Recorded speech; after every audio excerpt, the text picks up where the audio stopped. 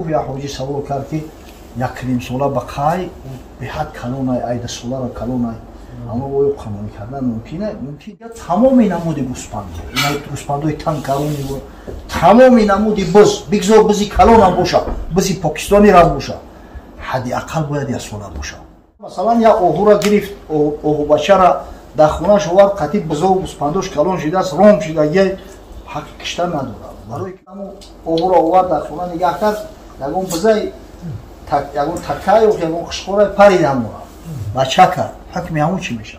یا اولان را میتون خریدگی من بودا با پولی کنم من میان نگاه کنم 3 سال نگاه میکنم هم با کاد با قربانه شیرنگی هم مقصد 3 سال دارم خب؟ اول مقصد قربانی کردنی اون یا که هم آدم قربانی کردنی چی بشه همین چی خیلی همین او چی گوهی؟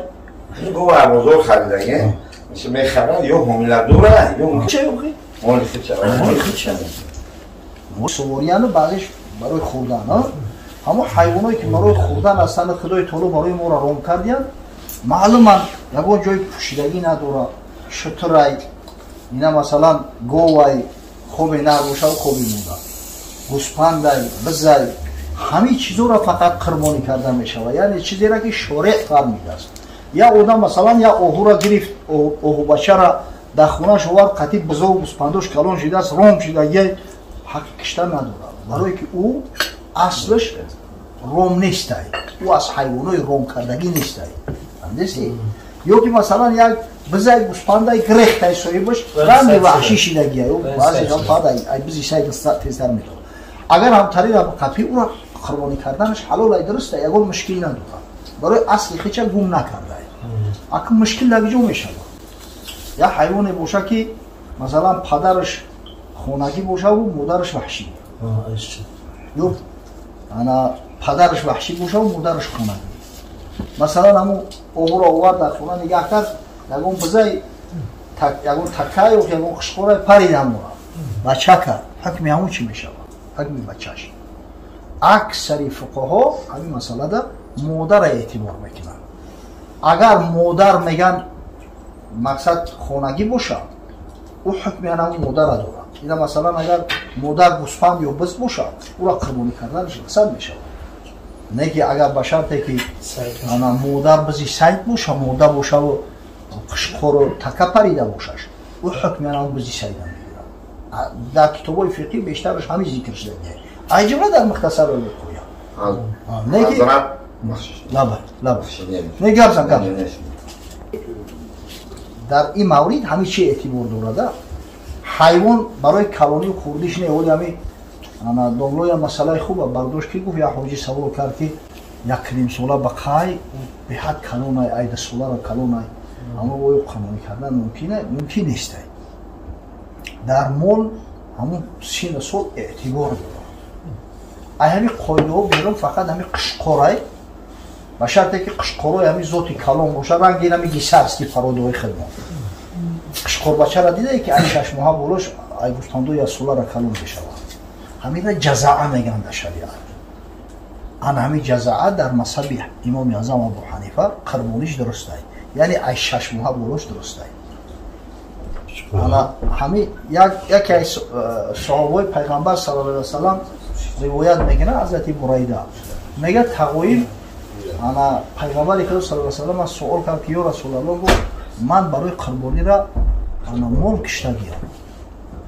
کشتگیم یک روز پیش اید کشته اویو همین میشه و گفت نه تو برای خانواده تا گوشت تیار کردی این قربانی نیست قربانی بعدی نماز میشه بعد گفت یا رسول الله در خونه مال یا ساله ندارم نه که یک جزعه دارم جزعه من قشقرچه ای 6 ماه بولو را بگی ای 6 ماه تو یا ساله را جزعه میگن یا ساله شید با سنیش میگن همون مقصد نه که کلان هایی تا در قد و قومت و در گوشت همون رنگ همون سنیه هایی اویو همون را بکشم درسته همون یک روایت اومد است حضرت صلی الله علیه و سلم گفت که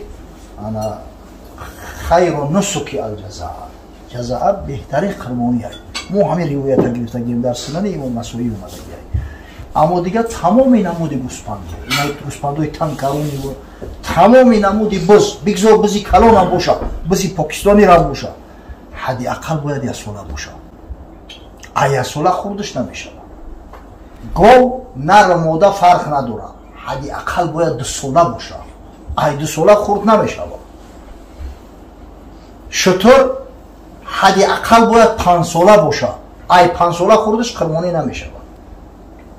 фақат дар соли инаи шамсира ҳисоб намекунанд, инаи григориански қат ҳисоб намекунем, қамарӣ қат ҳисоб мекунем. солшумории қамарӣ як солаш 354 рӯзу 8 соати 43 дақиқа боша валлоҳу аълам. анами мақсад ки 10 рӯз дидаи ки ҳаме ид қафо омадан мегирад, 10 рӯз фарқ кардан мегирад. анаму хеле агар 10 рӯзаш нараса баъд як сола гира мешавад. не ки ай зиёдаш мумкин нест. сол эътибор дорад. این چیزی نیست که ایرا به عقل بسنجی که خیلی بزبالای کنم بقا یک نیم سولای چنی بقای 2.5 سولا گوش داره. عقل در اینجا معنی نداره. شریعت تکیه به نقل میکنه. وقتی شورای صلی الله علیه و سلم تعیین کرده است که همین باید 40 سالش همین قبول شد، دیگه هیچ که حق نداره که به عقل خودش با فکرم ایتا و با فکرم مطابقه. عقل در کار شرع نابیناست. عاقلی کاری با علی سیناست.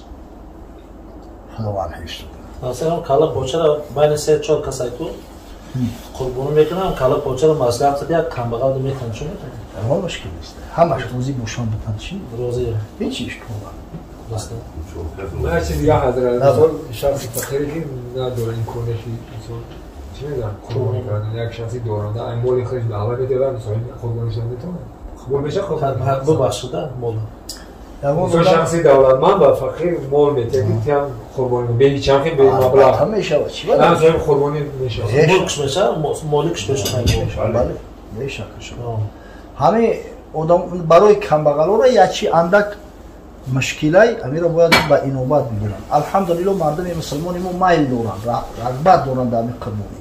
سعی میکنن که همه مردم که عید قربانی آخر به خاطر هم قربانی کردن عید قربان میگن. حتی ما عربی دارم ایرا یوم الاضحی و عید الاضحی میگن. اضحی یعنی قربانی کردن های، یعنی ملاذب کردن های. انا همین خاطر سعی میکنن که داره نداره مول بکشه. بعضیا بو میرن میخرن. کمبغل اینه که به خاطر هم قربانی میروان مول میخرن. وقتی که مول به خاطر قربانی آدم کمبغل، آدمی که در کلش قربانی واجب نیست خرید، این نظر میشه. نظر یعنی در کلش واجب میگردونه خودش مجبوری. ناظر خودش حق خوردن همون مول نداره. خودش نمیتونه بخره. بنابراین باید که هم کمبغلو بدونن. اگر حقیقتا به خاطر قربانی نخریده باشه، در خونش مثال مول دارد، بزکای 3 بزک دارد، یا تیمور اگر قربانی کرد این نظر نمیشه. انا یا که این همی گفتی که او هدیهش میکنن او مقصد نخرید است، در قصد نیت این هم نبود. این مقصد اگر پشت این نظر نمیشه این میخره. نه که ایمینای برای قربانی آدم کمبغل وقتی مال میخره نظر گویا کرد که ما همین نظر کرد پیش خدای تعالی عهد کرد که همین را در روی قربان میکنم او در کلش واجب میشه و دیگه نظر خودش حق خوردن نداره. اگر ما بود کسی را نفهمیده خورده باشه چند قیق خورده است پولی همون را میگیرد صدقه میکنه. 1 کیلو خوردی کیلوی گوشت گوسفند 65 سوم 65 سوم برای کمبغلو میدی. اگر نظر بله به خاطر اون که نظر شیدگی ناظر حق خوردن نداره. ثواب البته میگیره. نظر معنیش نیست که ثواب معلوم شده. همون ثواب قربانی را خیلی هست میگیره. اما همین چیزا بدونه که خودش نمیتونه بخره. احتیاط کنه. خانواده‌اش میتونه. کمبغلو میتونه. خانواده خودشی کمبغل باشه میتونه. اما نه که مقصد همین چیزا اگر با اینوبت بگیریم خوب میشه. آدمایی که برای او را قربانی واجبه هیچ وقت نظر نمیشه برای او. حتی یا مولا خرید با فکرش گشت اون نکشتی تا دیگه شان کشت. خرید مولا برای قربانی مثلا در کلاش نظر نمیشه برای که قربانی در کلاش واجبه. اما مولا میتونه با بفروشه تا دیگه شان بخره. اما آدمی کمبغلی تری حق نداره. کمبغل مولا که برای قربانی خرید باید او را حتما بکشه. او را دیگه حقی بعد یافتن حقی دیگر فروختن دیگر نداره. خدای نکرده اگر همون مول بگریزه ای دستشوی بخره بعد 12 ذوالحجه یعنی بعد گذشتن همون مقصد قربانی و ایام تشریق اگر همون مول دستگیر کرد همون تا زنده و زور یک هست میتاشه.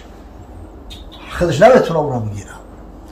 مثال اگر مولا برای قربانی خرید که مولش گرفتم تری بیدرک شد گم شد برفت یا مول دیگه خرید قربانی کرد که روز دیگه اید همون مولی گم شدگیش یافتن آورد حتما اوشا میکشه بای باشه نمیکشه بای باشه نمیکشه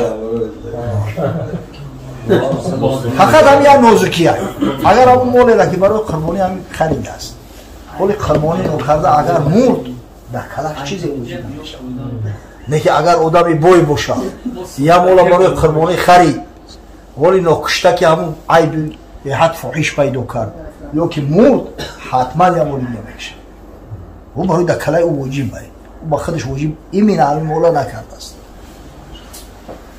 ای الله ده همی ذوالحجه 12 ذوالحجه نماز عصر مقصد 3 روز میگن نه زیادتر هم باشه میشه 3 روز نمیشه با خودش 2 روز میشه روزی 10 11 12 تو همون وقتی غروب باید اسپید کنه بکشه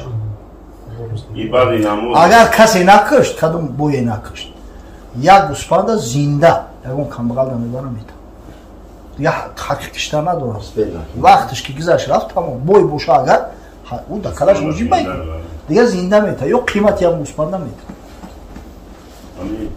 حضرت بعد نمازی فی جایی که نماز عید هست حتما باید که همه قربانی بعدی نماز انجام شود پیغمبر خدا صلی الله علیه و سلم گفت الله صلاتنا و استقبل قبلتنا و نسک نسوکنا فلا یذبحن حتی یصلی کسی نماز ما را میخونه کسی قبله ما را قبله میدونه کسی که همین مناسک ما را انجام میده تا زمانی که نماز این نخونده ذبح نکنه بعد همون برایده روایت کرده و میگم تقویم گو که من علاقه کشتم گو که این گوشت هایی تو برای خانواده ایخته گوشت تیار کردگی اما در جاهایی که نماز عید برگزار نمیشه مثلا قشلاق های دوردست که اشتباه مورد این فرض کرده نماز عید برگزار نمیشه در اوجا بعدی دمیدن صبح صادق علاقه کشتن ممکنه بعدی دمیدن صبح صادق روز عید